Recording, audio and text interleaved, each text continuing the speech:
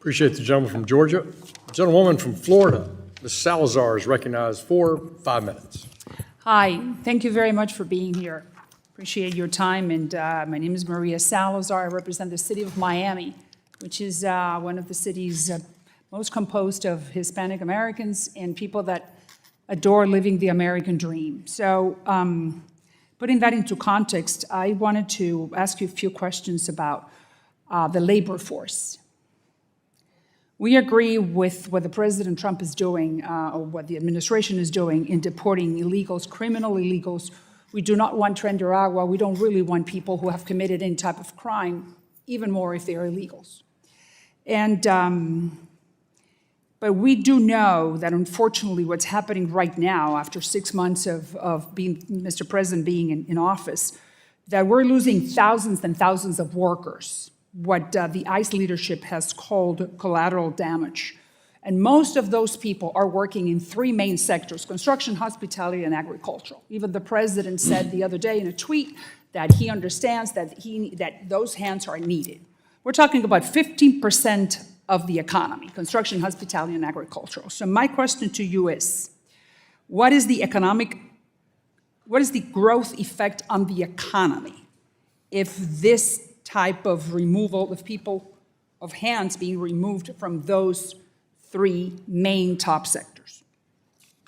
So immigration is another area where nobody put us in charge. We're not, Congressional Budget Office and other agencies can make assessments like that.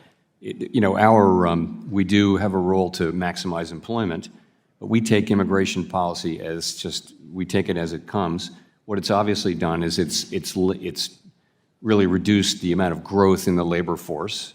And so at the same time, demand for workers has been coming down as well. Because they've been coming down at about the same. One drop at a time. Reduce the growth.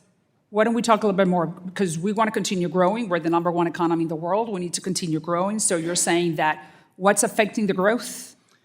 Well, there are 2 things that affect growth. One is growth in the labor force, more people working, and the other thing is productivity. How much do they produce per hour worked? And when you significantly slow the growth of the labor force, you will slow the growth of the economy. But I think, again, it's not for us to have a view on immigration policy. No, I understand. It was just my comments, but you do agree that if we don't have those hands, then we don't grow. I think that growth will slow, and actually is slowing this year, and that's one of the reasons. Well, we don't like that. So now let's talk about of the next 10 years, 2025 to 2035. Americans are not having enough kids, so that means that we need other people, right? So over the next decade, based on the current trends that I just explained to you and that you just reiterated, will there be enough workers to fulfill the labor needs of our economy between 2025 and 2035? So I think labor economists do observe the phenomenon you're talking about, which is demand for labor going to be met by the domestic population, the native-born population? And the answer appears to be probably not over the next 10 years. And then what about if we do not have that labor force over the next 10 years? What happens? So many things will happen. You can see a big increase in productivity, which would mean we don't need as many workers. For example, artificial intelligence could be implemented in a way that creates widespread productivity gains. I wouldn't count on that, but it's a possibility. You would not? You would not count on that? I wouldn't count on it. You would not?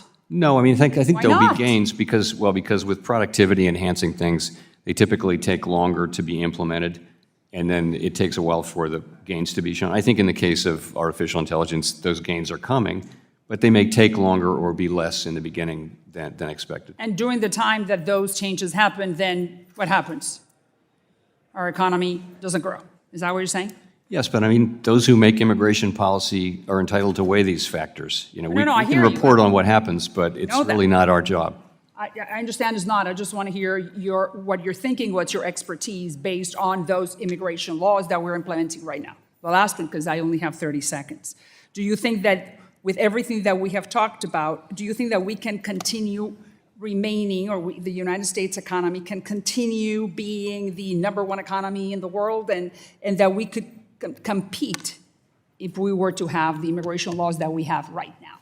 I think you could have, the highest per capita earnings, but if you're talking about the aggregate output, then, population growth may be a constraint. Now, which one of the two is more important? Gentlewoman's time has expired. Good question. Well, you can, I think he. Gentlewoman's time has expired. All right. Let me turn to Thank the you, Chairman. ranking member